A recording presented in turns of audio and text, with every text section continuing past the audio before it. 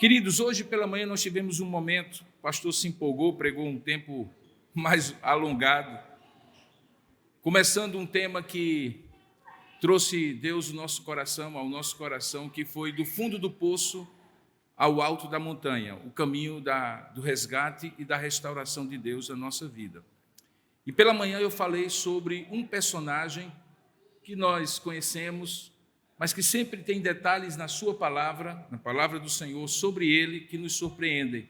Eu comentava há poucos minutos no momento de oração pelo culto, que nós temos sempre meia hora antes do nosso culto, pela manhã e à noite, e agora à noite estávamos orando sobre isso, que há detalhes naquele texto sobre Sansão, que eu mesmo tinha passado despercebido em leituras anteriores. E o que ficou muito claro é de um homem que foi, e começou muito bem, porque começou de acordo com o propósito de Deus que o escolheu, que deu como presente a uma mãe estéril, a seu pai, Manoá, para ser um juiz na terra. Um juiz não apenas um magistrado, como nós conhecemos hoje, mas um líder religioso, um líder político, no período mais terrível da história de Israel, que foi o período dos juízes, 400 anos de completo caos espiritual, social, econômico, político, grande parte deles debaixo da opressão de povos cananeus que deveriam ter sido desalojados daquela terra, como, por exemplo, os filisteus. E nós vimos como, apesar de começar bem, como escolha divina, Sansão, já adulto, começa a tomar uma série de atitudes que quebravam um voto que ele havia feito, que seus pais haviam feito para ele, e ele havia referendado, que era o voto do nazireado. O nazireu era aquele homem que era separado por Deus com um propósito específico e ele tinha certas restrições. Ele não podia beber álcool, ele não podia tocar em nenhum cadáver, em nada que pudesse lhe trazer impureza cerimonial para oferecer o culto a Deus. E como símbolo externo, ele tinha um cabelo longo, onde a navalha não tinha sido passada em nenhum momento. E aquele era o símbolo de Sansão. E nós vimos como progressivamente, terrivelmente falando, ele foi descendo ao fundo do poço com pecados e transgressões que faziam dele uma eterna esperança que nunca se concretizou, porque ele nunca foi aquele juiz que Deus certamente queria que ele fosse, embora a sua história seja muito útil, como nós vimos hoje, para a nossa própria advertência. E eu falei naquela ocasião que hoje à noite eu falaria de um outro personagem que, semelhantemente a Sansão, foi escolhido por Deus de maneira muito especial e que também passou por um processo de crescimento, mas também de regressão. Em algum momento, enveredando por uma linha, por uma conduta, por uma atitude geral em relação a Jesus Cristo, que o deixou completamente aleijado em algum momento do propósito de Deus, até que Deus o restaurou, o resgatou. E eu estou falando de ninguém mais, ninguém menos do que o apóstolo Pedro, o homem que foi resgatado e restaurado pelo Senhor. Mas eu gostaria de começar essa exposição de uma maneira um pouco diferente daquela que eu sempre uso, partindo de um texto, assim como fiz pela manhã, que não é necessariamente o texto que nós vamos expor. Eu gostaria que você abrisse na palavra de Deus em Lucas, capítulo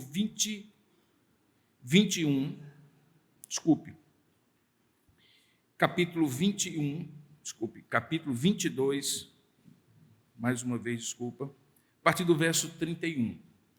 Esse é um texto que os quatro evangelistas registram, mas só Lucas registra de uma maneira especial, porque ele usa uma metáfora para Jesus advertir Pedro do risco que ele estava correndo. A palavra de Deus diz que aquele que pensa estar em pé, veja que não caia. É uma advertência pela boca do apóstolo Paulo. Isso se aplica de maneira perfeita a Pedro e você vai entender por quê. Porque naquele momento, Pedro estava no auge daquilo que seria o seu ministério como apóstolo de Jesus. Ele havia sido escolhido por Jesus. Ele claramente era um líder entre os apóstolos, um primeiro dos muitos discípulos que Jesus chamou para si, junto com o seu irmão André, e junto com outra dupla famosa, João e Tiago, são os 4 primeiros discípulos. Ele havia passado por um processo de discipulado intenso da parte de Jesus, tinha visto coisas maravilhosas, convivido com Jesus, ele deixou tudo para trás e seguiu a Jesus. Portanto, ele era um homem que, assim como você deseja, e eu desejo também, teve o privilégio de conviver intensamente com Jesus, ser ministrado por Jesus e, de certa maneira, ser transformado nesse processo. No entanto, Lucas descreve uma situação em que Jesus diz assim para Pedro, no versículo 31 do capítulo 22, Simão, Simão, que era o nome próprio dele, Simão, Simão, eis que Satanás pediu para peneirar vocês como trigo. Eu, porém, orei por você, para que a sua fé não desfaleça. E você, quando voltar para mim, fortaleça os seus irmãos. Porém, Pedro respondeu, eu estou pronto para ir com o Senhor, tanto para a prisão como para a morte. Mas Jesus lhe disse, eu lhe digo, Pedro, que hoje, antes que o galo cante, você negará 3 vezes que me conhece. Os outros 3 olhares têm essa última parte, mas só Lucas usa dessa metáfora de que Satanás pediu para peneirar Pedro. Eu quero que você imagine agora, talvez você já viu essa cena pessoalmente, ou talvez você viu essa cena em algum filme, com trigo, com milho, com palha, com grãos que normalmente estão encapsulados em alguma palha. E nesse processo acontece algo que é a separação do grão da palha que envolve o grão. E esse processo é o processo de peneirar. Normalmente o peneirador, aquele que colheu o grão, joga o grão para cima, e no vento que bate sobre aquele grão junto com a palha voa e o grão é separado. O grão bate ali naquela peneira, e ao bater naquela peneira, a palha se solta, ele joga para cima, o vento dá, a palha voa e o grão fica. E esse processo mecânico de separação do grão em relação à palha é a maneira, muitas vezes, dura, porque, sem dúvida alguma, o impacto faria com que aquele grão, de fato, fosse separado da palha. É o processo que Jesus disse que Satanás pediu para que fizesse isso com Pedro. A aposta de Satanás foi semelhante àquela que ele fez em relação a Jó, no Antigo Testamento. Quando ele se apresenta diante de Deus e diz assim, deixe-me provar Jó, para que fique claro se ele te serve pelo que tu fazes com ele ou por quem tu és. E como você lembra da história de Jó, progressivamente Deus vai permitindo que a vida de Jó seja provada. Ele perde bens, ele perde a família, depois ele perde a própria saúde. E nessa narrativa que acontece naqueles capítulos todos do livro de Jó, fica claro que Deus está provando a fé de Jó, ainda que pela instrumentalidade do inimigo de Deus. A gente pode chamar essa situação de provação ou de tribulação. Na verdade, provação e tribulação é a tradução da palavra geral que a Bíblia usa para aflições. No Novo Testamento é um termo grego chamado thlipsis, que significa tanto a aflição pessoal como uma catástrofe que a todos atinge. E o que é que faz que alguém veja o que está acontecendo na sua vida como provação ou como uma aflição ou uma tribulação? É o critério que a pessoa usa de o que vai sair como resultado final do processo. Se alguém entende que a lição será aprendida, que esse processo, por mais duro que seja, é bom, embora desagradável, sofrido, doído, e que a pessoa sairá dele melhor do que entrou, cumprindo um propósito de Deus, amadurecido no Senhor, transformado por Deus, o nome disso é provação. Mas se a pessoa entende como se fosse um mero castigo de Deus, uma punição, ou sorte, ou azar, ou injustiça perpetrada pela mão de alguém, ou simplesmente uma perseguição da parte de Satanás, como se Deus não tivesse nada com aquilo e não tivesse um propósito por trás com a sua mão invisível de usar tudo, circunstâncias e pessoas, quem quer que seja, inclusive Satanás, para cumprir o seu propósito, o nome disso é apenas tribulação. Não há aprendizado, não há lição, não há amadurecimento, não há crescimento espiritual. Pior, cria-se uma revolta, uma mágoa, um senso de estar sendo injustiçado por Deus, que leva frequentemente para o fundo do poço. E diga-se de passagem, queridos irmãos, há muitas pessoas que sinceramente conheceram Deus, mas que não compreenderam o peneirar das circunstâncias e as provações da vida e hoje estão revoltadas, magoadas e afastadas de Deus. Estão no fundo do poço. O que distingue, no entanto, essa história de Pedro é alguns aspectos, ou são alguns aspectos, que eu gostaria de destacar para vocês. O primeiro deles, e que fica muito claro no versículo 32, é que há uma intervenção de Cristo nesse processo.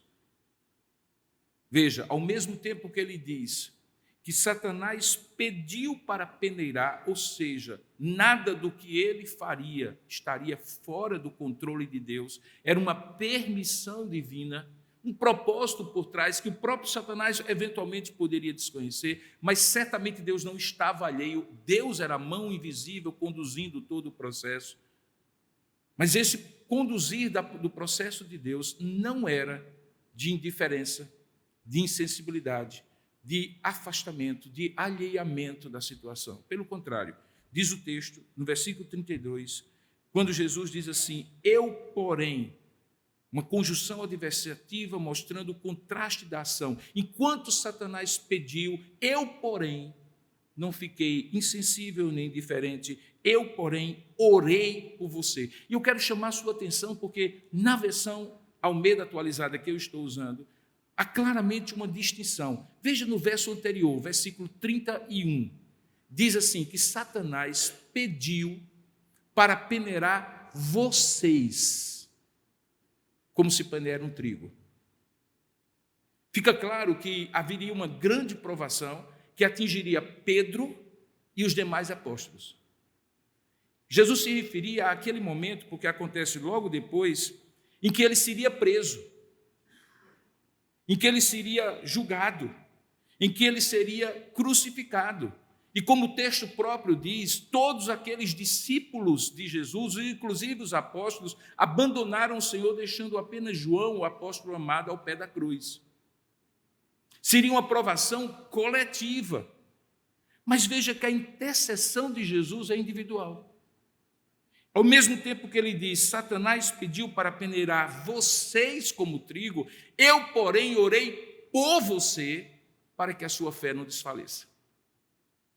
A primeira grande lição que nós aprendemos na vida de Pedro é que Jesus tem um cuidado especial para que a provação que pode atingir a todos nós, de maneira diferente ou semelhante, no entanto, tem uma resposta diferente e individual de cada um de nós. E essa resposta é a nossa fé não desfalecer. O que estava em jogo aqui não era a perdição ou a salvação de Pedro. O que estava em jogo é se a sua fé continuava sonora, forte, firme, consistente, mesmo diante da grande decepção e frustração que ele passaria quando visse o seu Senhor e o seu Salvador crucificado como se fosse indefeso, ao invés de ser o Senhor do tempo e da história. Isso acontece frequentemente conosco.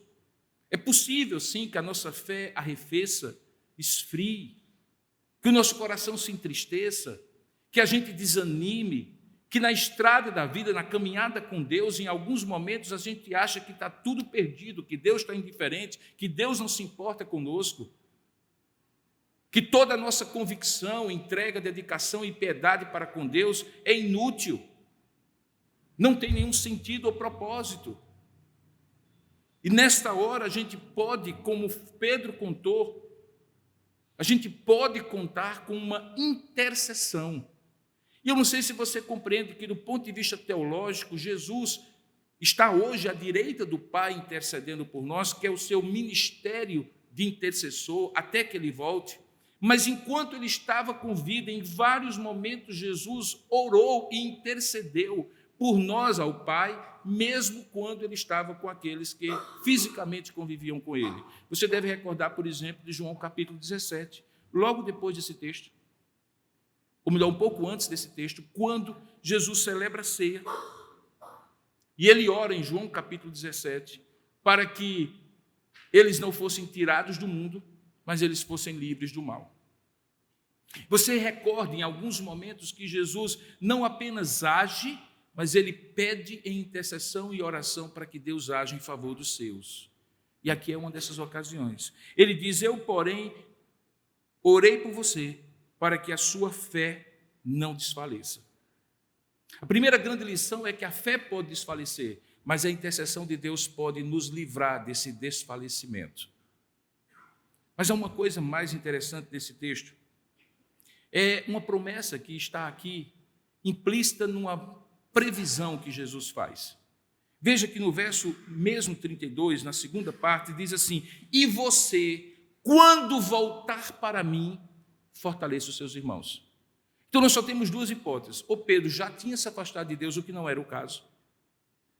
Ou Pedro, segundo Jesus previa e sabia que aconteceria, haveria de se afastar, mas havia uma possibilidade de um retorno, mesmo que ele se afastasse posteriormente, que é o que acontece. Portanto, o risco de Pedro não era apenas que a sua fé desfalecesse, mas que, desfalecida a sua fé, ele se afastasse de Deus. O texto que eu vou expor, porque por enquanto eu só estou fazendo a introdução do sermão, vai mostrar que é exatamente isso que acontece. E o processo que Deus vai resgatando e restaurando Pedro é exatamente o cumprimento disto que está aqui, previsto por Jesus. Porém, a terceira lição é que nesse processo, nem sempre a pessoa envolvida compreende antes dos acontecimentos e por isso tem a advertência: aquele que pensa estar em pé, veja que não caia. Você está aqui, bonito, cheiroso, tomou um banho, espero eu, para vir para o culto, colocou perfume, reuniu sua família, se você tem esse privilégio de adorar a Deus com eles, e tudo é previsível, você está num momento maravilhoso, na presença de Deus, com seus irmãos e suas irmãs. Amanhã, nada, irmão, preste atenção, nada lhe garante que a sua vida não pode dar uma verdadeira reviravolta. Na verdade, hoje à noite, na verdade, até daqui a pouco, isso já aconteceu. Talvez já tenha acontecido com você em algum outro momento. Já aconteceu com alguém que você conhece. Porque aquele que pensa estar em pé, veja que não caia. Agora eu gostaria de convidar você a entender que Pedro não compreendeu isso. Tanto é que ele fez uma afirmativa de fé: eu estou pronto para ir com o Senhor, tanto para a prisão como para a morte. E então Jesus diz a ele o que depois Mateus, Marcos, Lucas e o próprio João vão registrar: eu te digo, Pedro, que hoje, não é amanhã, hoje, antes que o galo cante, você negará 3 vezes que me conhece. Quem diria, ao ouvir essas palavras, que Jesus estava certo? Quem? Ninguém. Nem mesmo Pedro.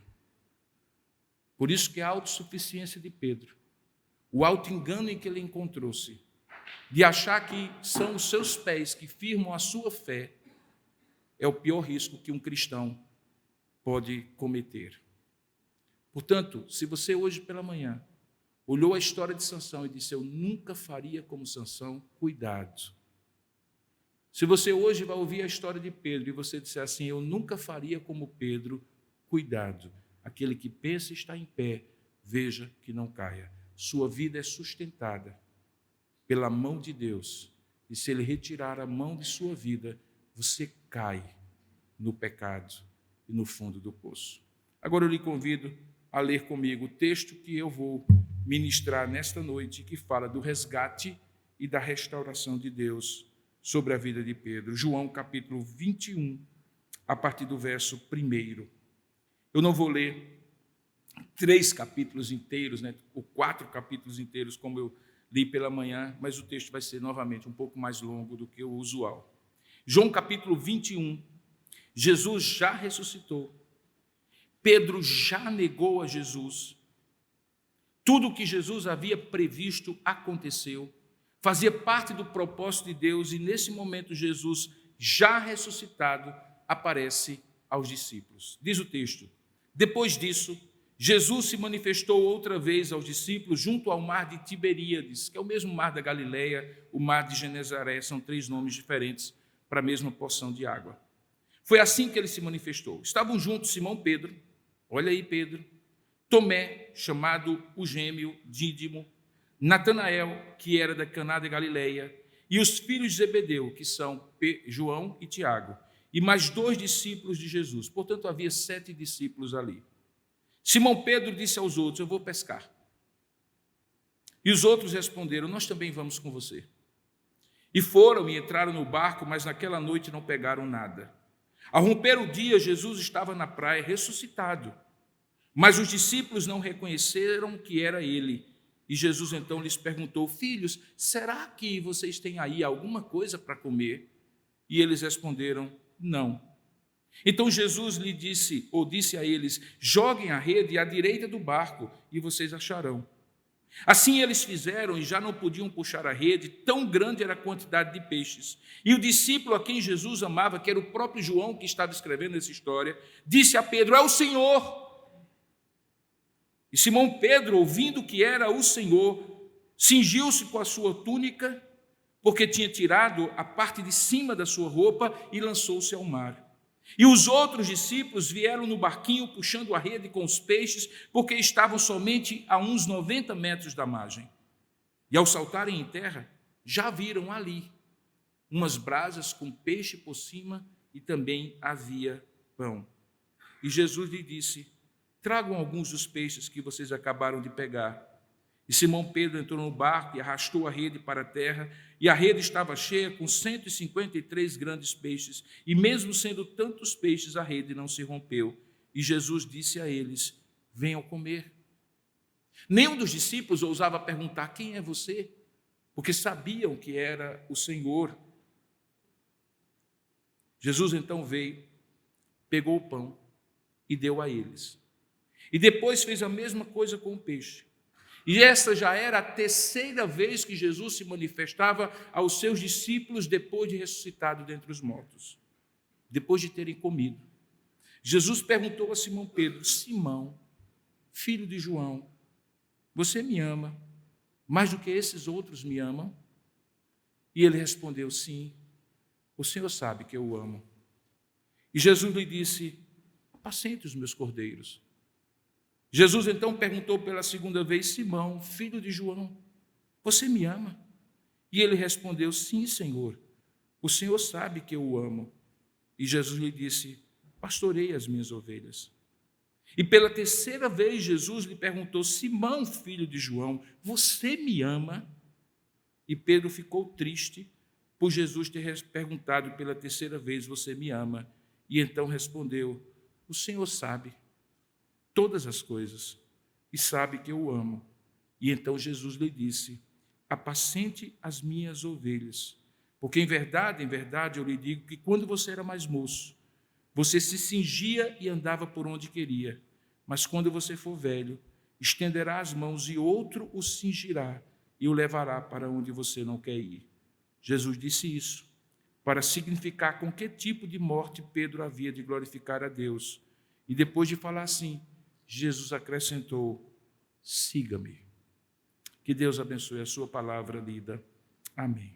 Ó Deus amado, querido Pai, abre o nosso coração, ilumina a nossa mente e ajuda-nos a entender onde nos cabe nesse texto que acabamos de ler. A tua palavra é palavra divina, a tua palavra é autoritativa, inspirada por si só. Ela já fala ao nosso coração, mas certamente o Senhor quer aplicar a cada um de nós a mensagem que tu mesmo separaste porque tu intercede por cada um de nós pessoalmente e se interessa por cada uma das nossas vidas de maneira singular e única. E é por isso que o Senhor trouxe a cada um de nós, ou está nos permitindo ouvir ou assistir essa mensagem em algum tempo da vida e da história, por um propósito específico de resgatar e restaurar, de ministrar o nosso coração, e o nosso pedido é que o Senhor faça isso por tua misericórdia e graça, e de maneira graciosa me use como instrumento teu para ministrar essa palavra. Eu me escondo debaixo da cruz de Cristo e dependo de ti, para que tu faças assim para a tua própria glória. É assim que nós te oramos, em nome de Jesus. Amém. Foi ou não foi exatamente o que Jesus disse? Pedro, em algum momento, diz assim: eu vou pescar. O vou pescar de Pedro não era vou pescar, fortuito, casual. Estou de folga, vou pescar. Lembre que quando Jesus chamou Pedro, ele imediatamente deixou as redes e passou a seguir Jesus. Pegar as redes de volta era semelhante a dizer assim: estou desiludido, estou desanimado, não faz mais sentido continuar nessa caminhada em que eu estou há 3 anos e meio.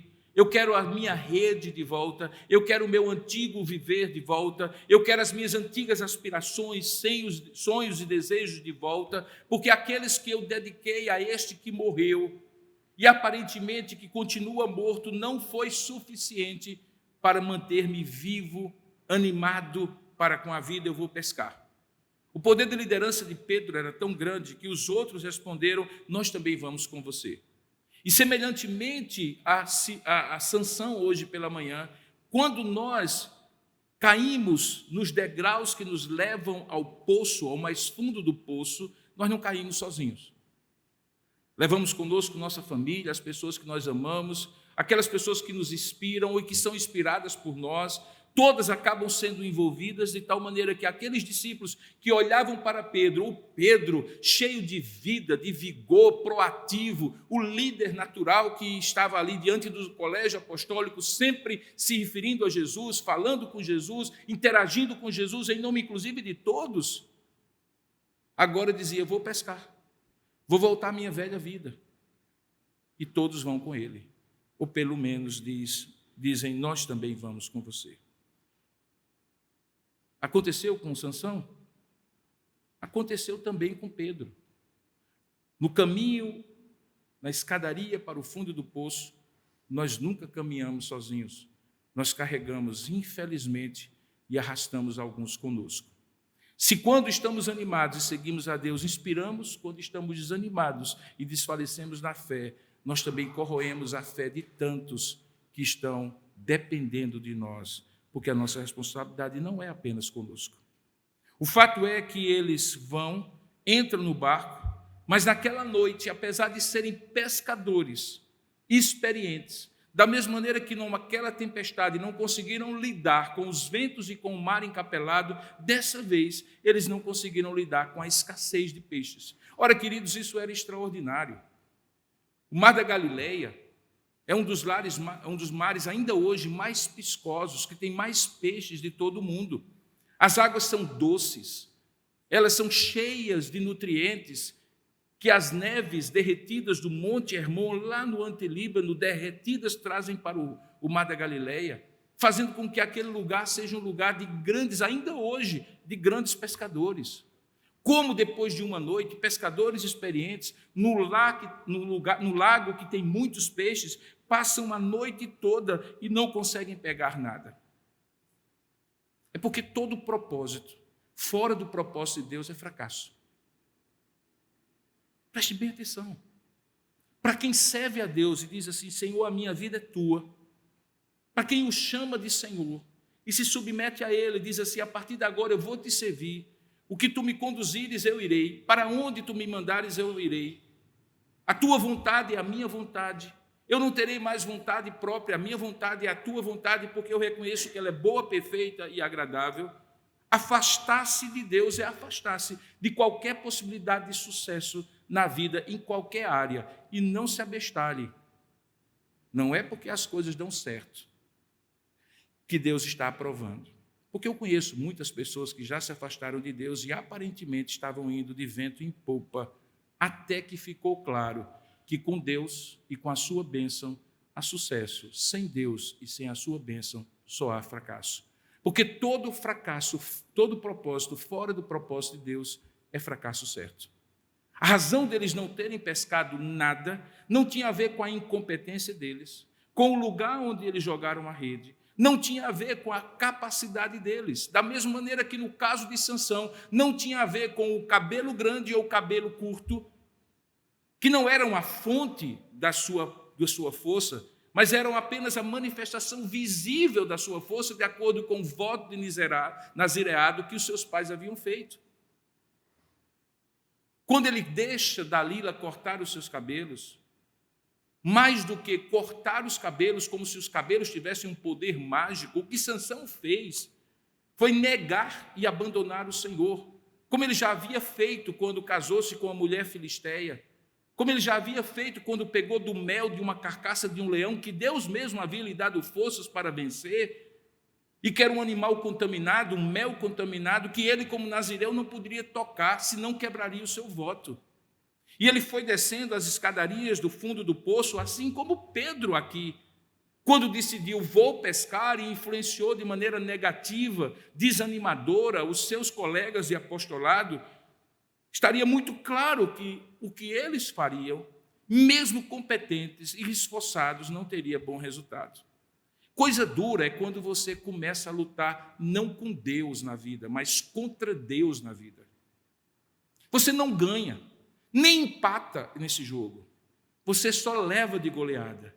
Porque se você entregou sua vida a Deus e submeteu a Ele, isso significa que não é mais você que manda em você.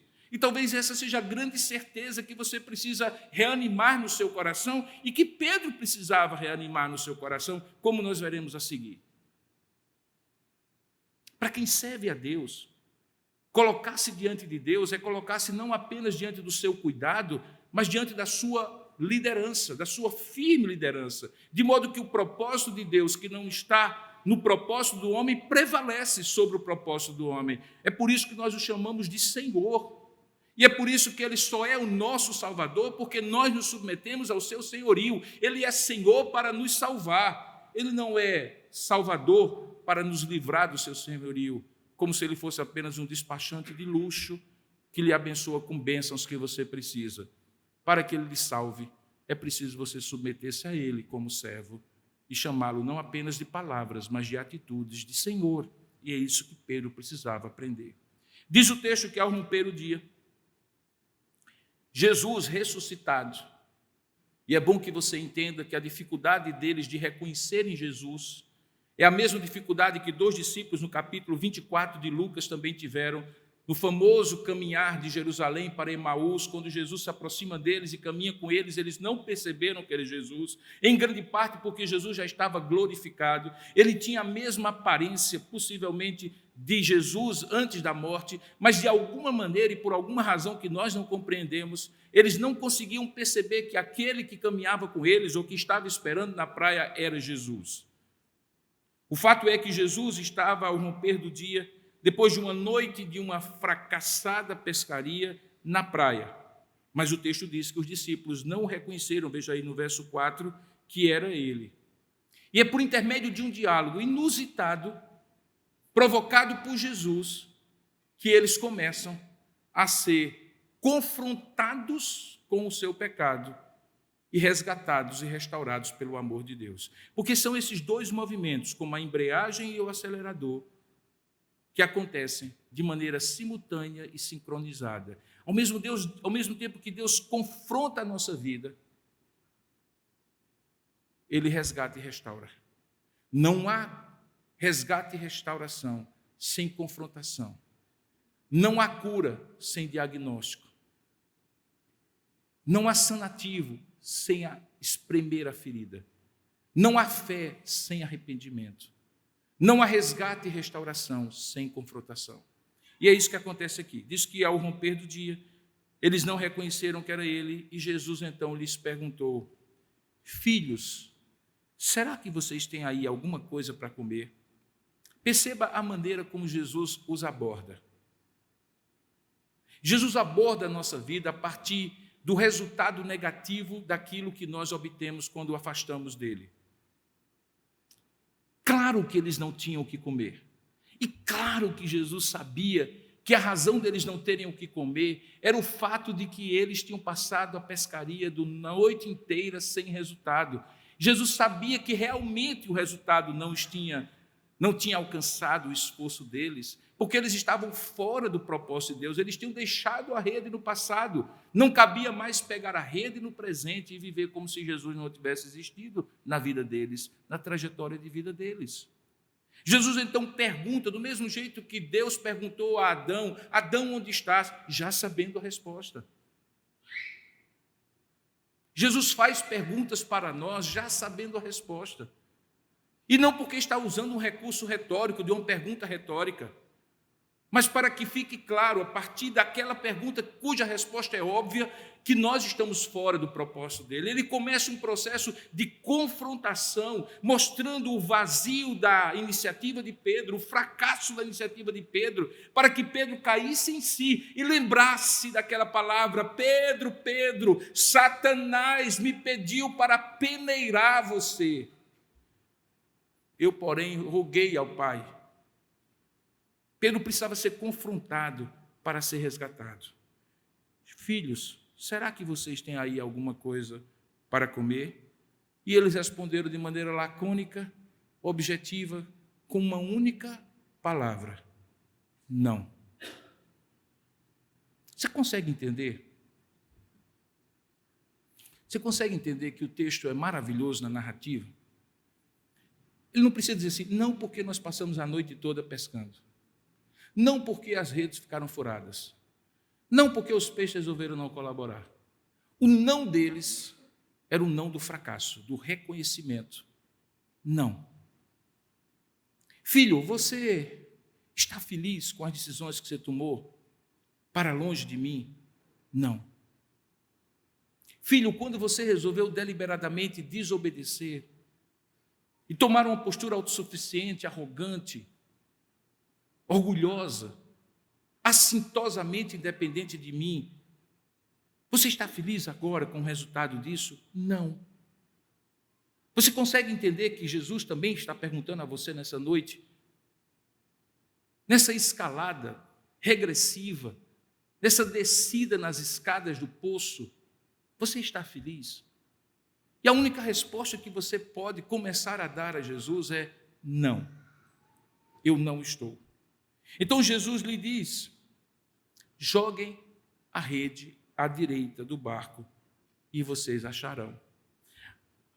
Irmãos, a gente que é pai, que precisa confrontar os filhos, costumeiramente nós mostramos para eles o erro e já chegamos com a lição, não é?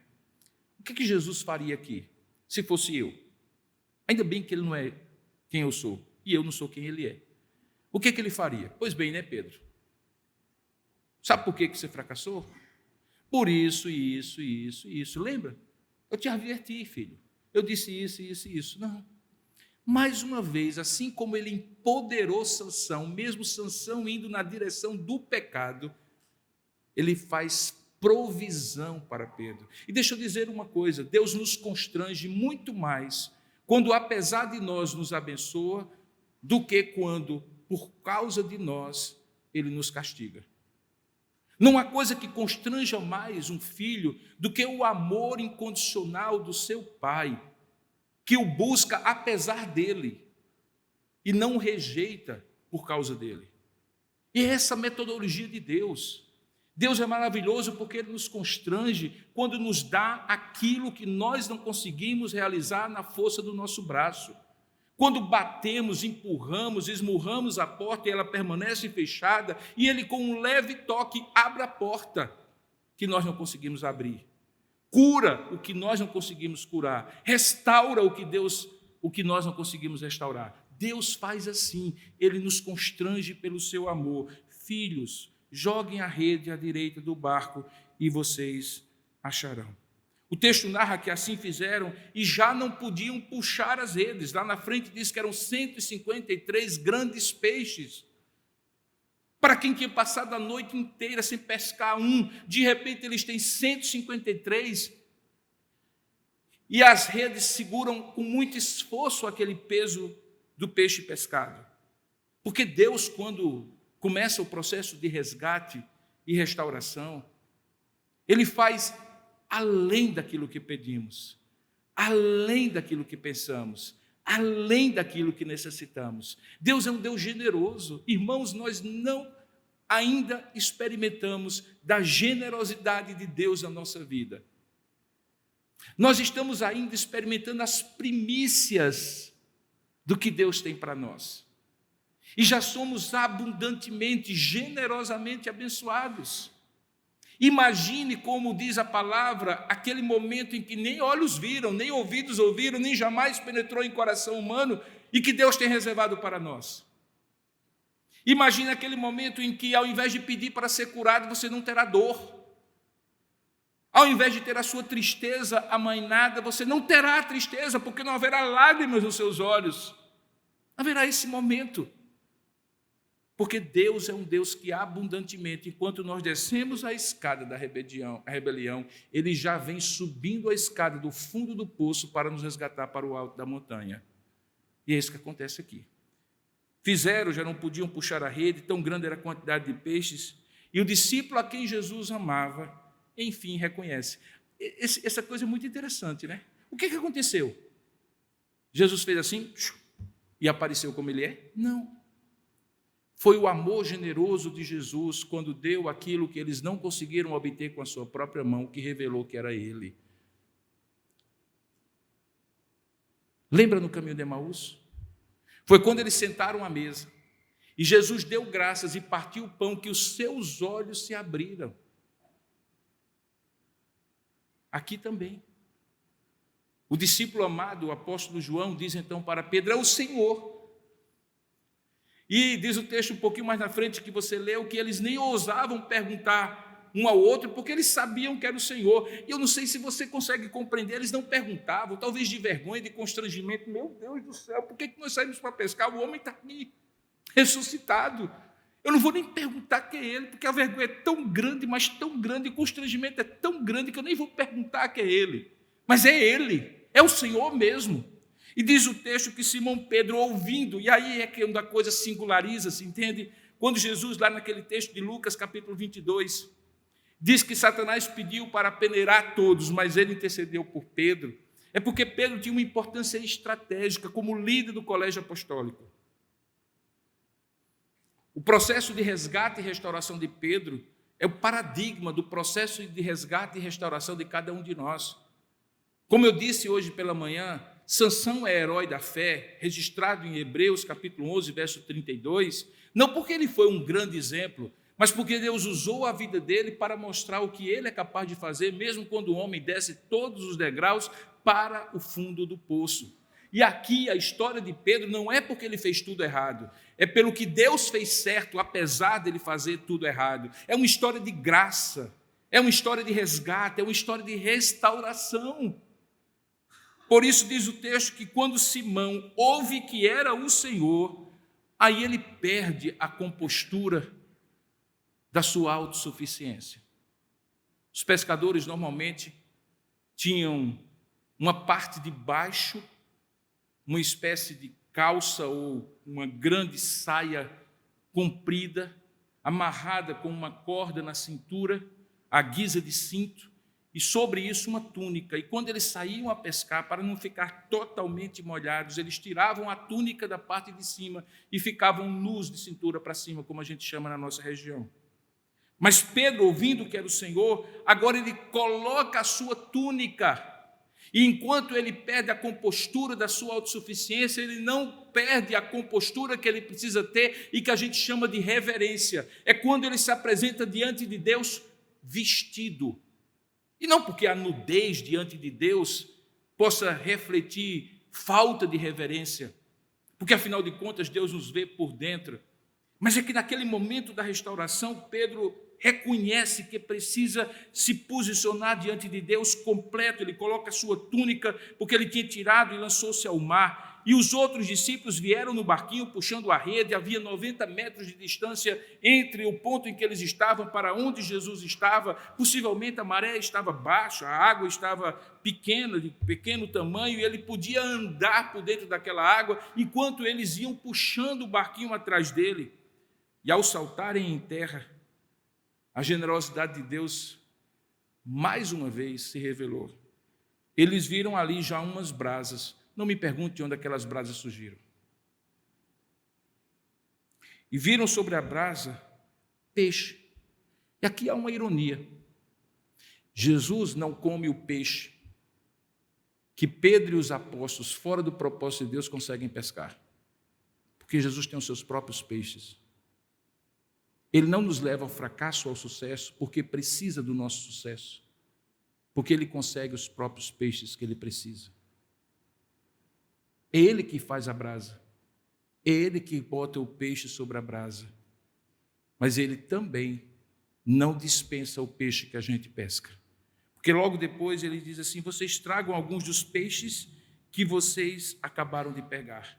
E ali é um processo um tanto quanto sinérgico em que Deus faz o que só Deus pode fazer, mas não rejeita aquilo que eles precisavam fazer: trazer os peixes para preparar uma refeição de resgate e de restauração. Essa ceia sem vinho, que acontece à margem do Mar da Galileia, é diferente daquela última ceia.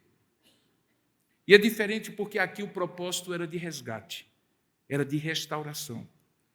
Quando Simão Pedro entrou no barco, arrastou a rede para a terra, chegou então, no versículo 12, Jesus diz a ele: venham comer.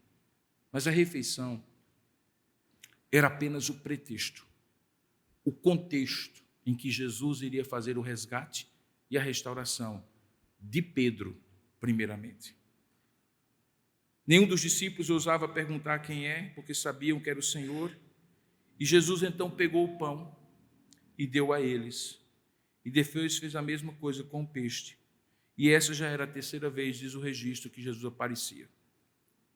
Lá no versículo 15, na última parte do texto que nós lemos, então começa o diálogo da restauração e do resgate de Pedro. Depois de terem comido, Jesus perguntou a Pedro. E por 3 vezes, Jesus foca não na performance de Pedro, não do desempenho de Pedro, não nas promessas que Pedro havia feito, de que estava disposto a ir para a prisão e até para a morte, coisa que Jesus já tinha advertido que ele não faria, porque antes que o galo cantasse 2 vezes, ele negaria 3, o que de fato aconteceu. Portanto, Pedro não tinha nada mais a oferecer a Deus de promessas vazias, de compromissos completamente destituídos de concretude, de firmeza, porque ele era um pecador falho que precisava ser resgatado e restaurado, apesar de ser apóstolo do Senhor. Jesus pergunta assim: Simão, filho de João, você me ama mais do que esses outros me amam? E por que Jesus pergunta isso? Talvez a chave para você entender isso é aquele outro episódio no Evangelho, quando aquela mulher pecadora, no momento da comunhão de Jesus, numa refeição com os seus discípulos, chega por trás e chora aos pés de Jesus, lavando os pés de Jesus com suas lágrimas e enxugando com o seu cabelo. E todos que estão ali recriminam Jesus porque aquela mulher era uma mulher pecadora, não era religiosa, sei lá que tipo de vida ela tinha. E Jesus então profere uma máxima que vale para aquela mulher, vale para Pedro e vale para mim e para você ainda hoje. Quanto mais você é perdoado, mais você ama. E você é mais perdoado quanto mais você pecou e afastou-se de Deus. Você consegue entender que quando Jesus faz uma graduação aqui, você me ama mais do que esses outros? Não é porque Jesus queria classificar e colocar num pódio Pedro, primeiro lugar no meu amor. Porque no pódio que Pedro estava, ele era o último lugar no amor de Deus, porque havia abandonado o Senhor e negado aquilo que ele comprometera com Deus. Pedro, tu me amas mais do que os outros me amam. Assim, Pedro, você está pronto para ser resgatado e restaurado desse fundo do poço, para levá-lo ao alto da montanha, como eu tenho propósito na sua vida de fazer, você para isso só precisa de um critério.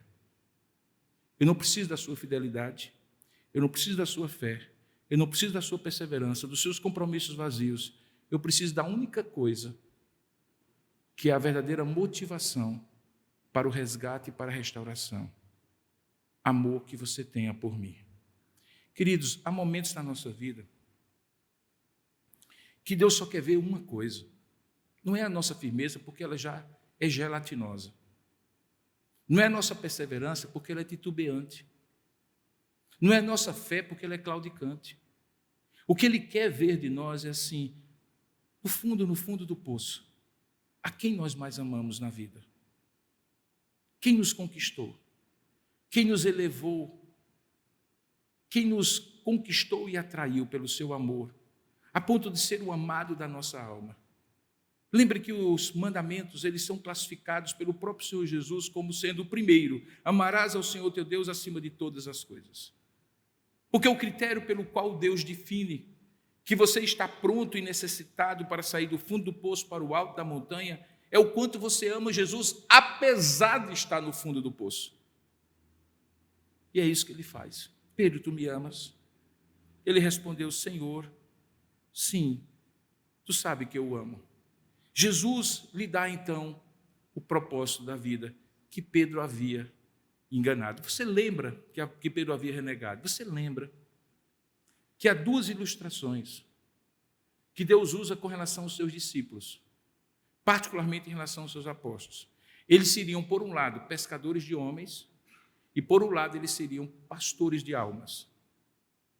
Curiosamente, aqui, Pedro era um pescador fracassado e um pastor fracassado. O que Jesus quer dele?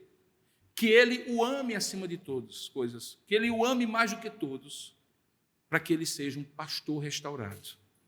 Apacenta os meus cordeiros. Jesus pergunta pela segunda vez: Simão, filho de João, você me ama? Ele respondeu: sim, Senhor, o Senhor sabe que eu o amo, pastorei as minhas ovelhas, é para isso que eu lhe chamei, mesmo você estando agora no fundo do poço, eu quero lhe restaurar, lhe resgatar, para aquele propósito original que eu tinha para você e que ainda tenho.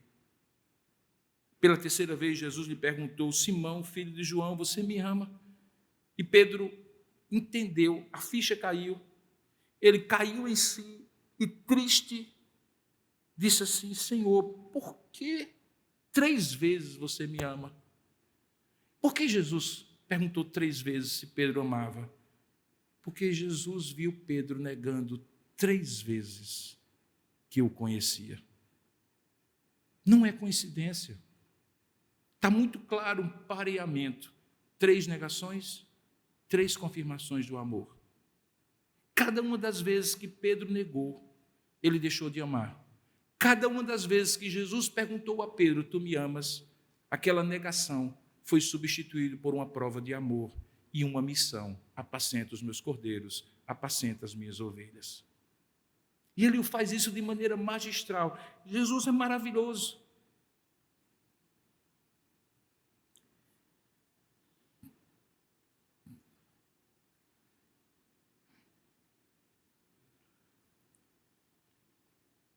Ele faz isso na vida de Pedro, ele faz isso na minha vida, ele faz isso na sua vida. Para cada negação, para cada escadaria descendo ao fundo do poço, há um resgate amoroso, generoso e uma missão que nos é dada. Pastorei as minhas ovelhas, pastorei os meus cordeiros,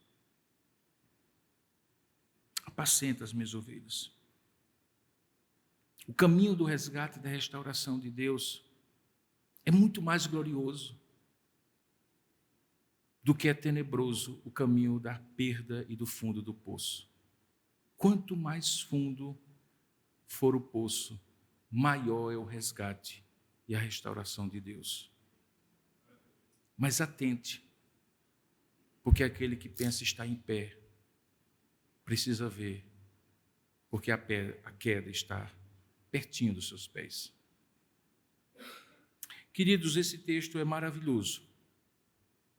Ele fala do resgate, da restauração de um homem, que depois é usado gloriosamente.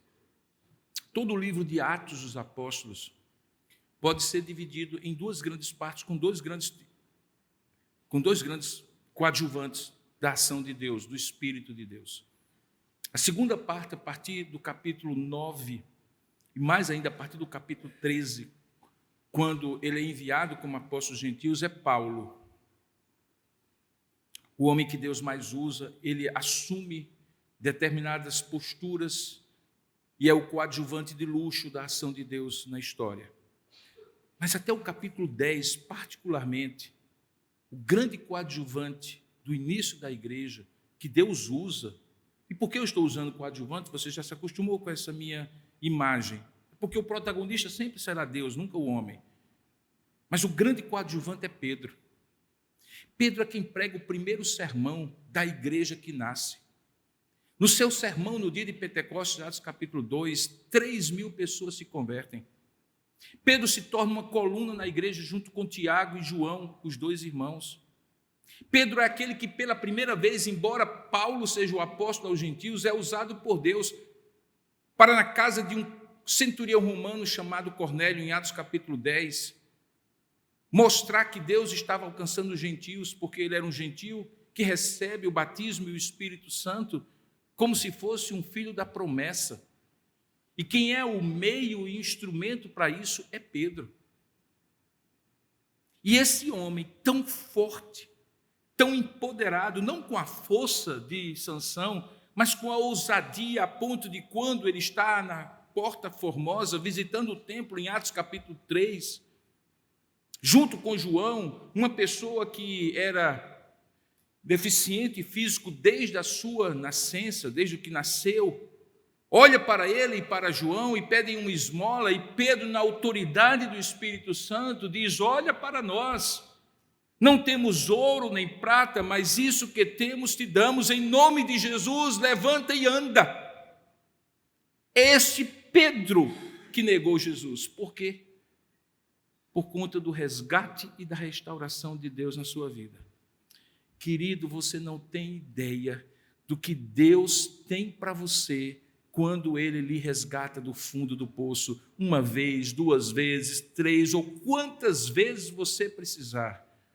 Porque a nossa tendência é descer ao poço, e o propósito de Deus é nos colocar no alto da montanha. E para isso é preciso arrependimento e confrontação, mas ao mesmo tempo resgate e restauração. Essas duas mensagens que Deus colocou no meu coração hoje pela manhã e hoje à noite, eu não tenho a mínima ideia, para ser muito sincero, porque Ele fez assim.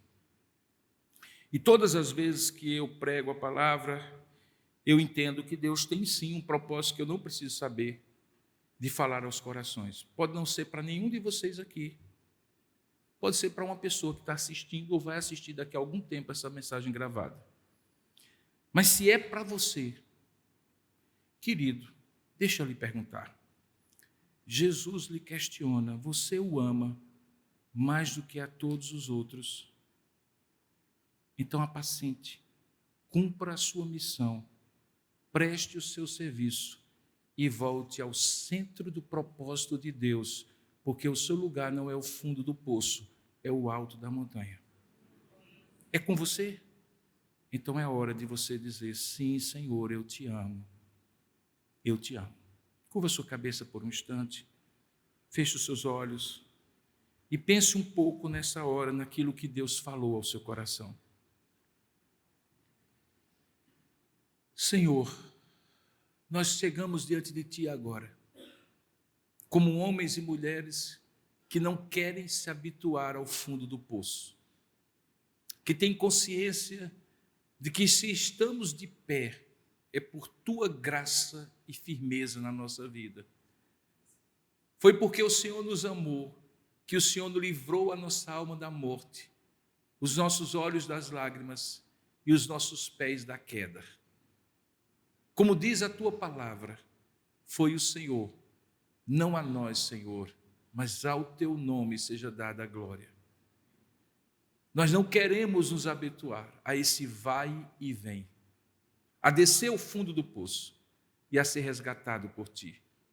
Mas nós cremos que, se necessário for, mesmo com aquele propósito sórdido e cruel de Satanás, de nos peneirar pelas circunstâncias da vida, de tocar o que temos, tocar aos nossos, tocar a nossa própria saúde, para nos provar por permissão tua, nós cremos, ó Pai, firmemente, que o Senhor não é indiferente nem insensível a esta provação, que tu transformas mal em bem, que a lição será aprendida e o amadurecimento acontecerá, e por isso nós reafirmamos a ti, seja em que nível do poço nós estivermos, à beira de cair ou lá no fundo, que nós cremos e confessamos que a tua boa mão é mais forte do que a ação do inimigo, da nossa carne e do mundo contra nós. E por isso nós somos teus, nós te amamos mais do que a tudo, Senhor. Ajuda-nos a pastorear e cumprir a nossa missão e o nosso serviço. Propósito santo que tu deste a Sansão, o propósito santo que tu deste a Pedro, e a caminhada para o fundo do poço de ambos, revela que, mesmo que estejamos nessa mesma direção, há esperança quando nós ouvimos a tua voz: tu me amas. Portanto, ó Deus, fala conosco e faz essa pergunta transformadora, resgatadora e restauradora: tu me amas? Porque é só isso que nós precisamos te responder. Faz a tua obra e aplica a tua palavra segundo a necessidade de cada um de nós, e faz aquilo que só tu podes fazer no nosso coração. Em nome de Jesus. Amém, Senhor.